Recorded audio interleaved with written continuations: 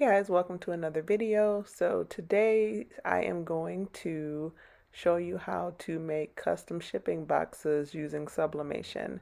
So if you are interested in learning how to do that, stay tuned. Okay, so for me, I can print sublimation at home because I converted my Epson EcoTank printer, and this is, let's see, so you can see, I converted this to a sublimation printer. There are a ton of videos on that, so just Google converting printer to sublimation. And then I use Printer Jack sublimation ink, and I just did like a lot of research on YouTube and then looking at reviews, and a lot of people really like this ink. And from all of the research that I did, once you pick an ink, you really should stick with it. So it took me a while, but I decided on that ink. So this is the ink I use. Get it off Amazon with EcoTank. It lasts forever. And once you convert this to an EcoTank, to a sublimation printer, you're that's where you are. I'm sure there's some way to clean it out or whatever, but for me, I don't plan on it. This one can only hold regular 8.5 by 11 and 8.5 by 14, so letter and legal paper, which is fine with me because I'm not like doing a lot of sublimation where I need bigger sheets. If I do need bigger sheets, there's a really good Etsy shop that I like, that I buy prints from, and I haven't had any problems at all. Not sponsored. They don't even know I'm mentioning them. I will link them down below, but there are a lot of different Etsy shops that do sublimation. That's just the one I found that I like.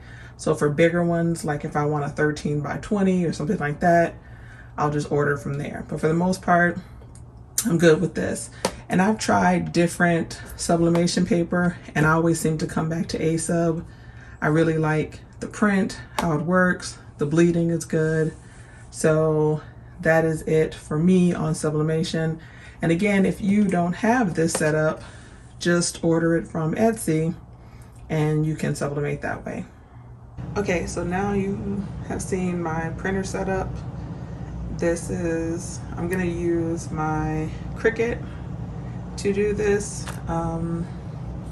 And I'm just gonna do like one design on the bigger side on this side, then flip it over and do another side on the bigger side, because I actually have packing tape with my logo on it that I got from Vistaprint. So when I close the box like this, I put the logo tape all the way around to actually close the box, and it's water activated, and actually was a pretty reasonable price, so definitely would get it again. But actual logo boxes are super expensive, so there's no point in me doing this smaller size of the box because the tape is just going to cover it up.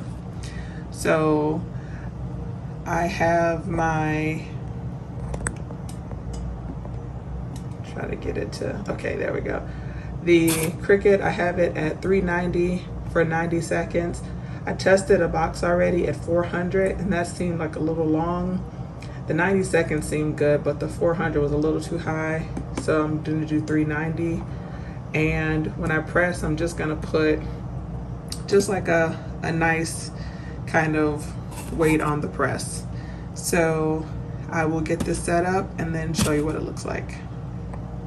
Okay, so I've taped down the design. This is the top of the box, so you want to just make sure that you have it that in the right orientation. And I'm not going for perfect, so I, just eyeball centered it and use some heat tape to tape it down. And then now I just have some really lightweight, I think this is 20-pound cheap paper I bought a ream of, and I'm gonna cover that up and tape that down.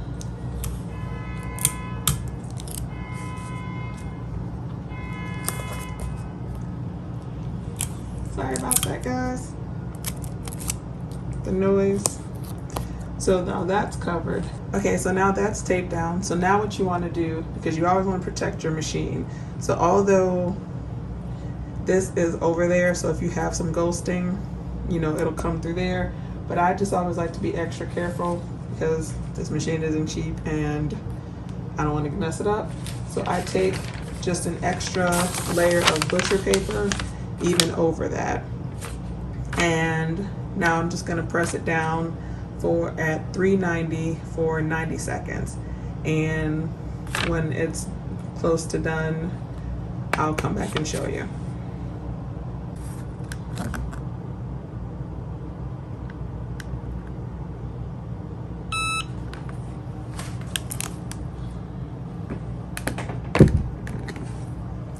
Okay, so we have pressed it for 90 seconds at 390. I'm gonna take the protective paper off, and I don't know if you can see on camera, I can actually see the shadow of the print through this paper. So one, it's good that it's there, and two, it shows that it's sublimated correctly.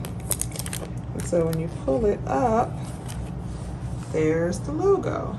So with sublimation, it's gonna always work better on non-natural substances. So this is paper, so it isn't, if this was on like a polyester shirt, this would be super bright. But I'm happy with this because it's very clear that you can see what this is. And now I have a branded box. So I'm gonna flip this over and do the other design, which is this. But what I'm gonna do, because the heat's just gonna go right through, I'm just gonna cover it back up, which is why I didn't pull the tape off all the way.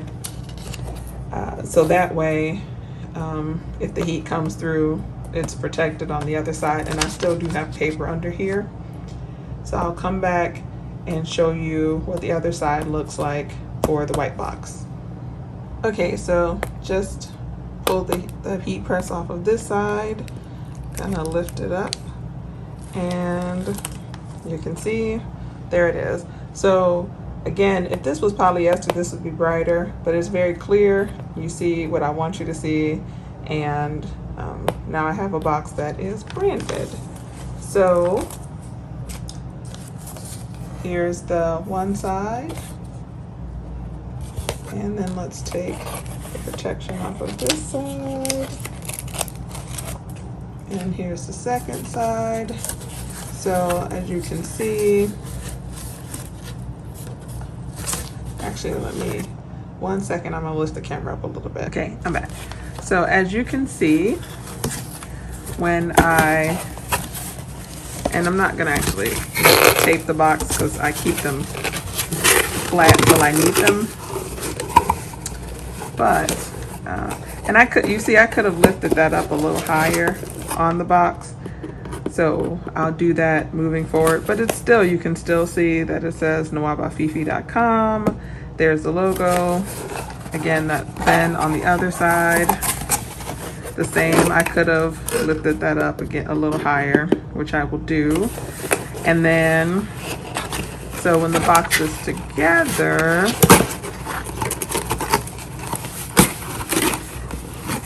and things are in there, like I said, I have the logo box, the tape, the logo packing tape that I closed the actual box with. So then my logo will be around the bottom of the box, and then, you know, the packing label. So you see, you know, NoaBaFifi at all of my social medias, and then NoaBaFifi with the website. And now I have a branded box. So I'm gonna show you how a brown box looks, because it is gonna be a little different just because it's brown, which is why, you know, the darker that you go with, the better. But obviously my company is purple and green, so I'm gonna do that. But I will show you what a brown box looks like. Okay, we're back. I've done both sides. So let's pull this up. Sorry guys. So as you can see, it's still very clear, and the other side. Again, you can still very clearly see my logo and the business information. So just to show you a comparison, here is how the boxes came out. So we have the white box, which obviously is a lot brighter, and then the brown box, but again, still very clear. And you have the white box and the brown box. And now I have branded boxes that aren't gonna cost me a super amount of money, that I'm extremely happy with, that look really good. So I gonna keep sublimating, but you guys don't need to see me going through all those boxes. And what I will do is insert a picture when I actually use one of the boxes and it's all you know, closed up with my products in it, so that you can see what it looks like completely done. So I hope that this has helped. Please check out our other Make It at Home DIY videos. I have an entire playlist on different things.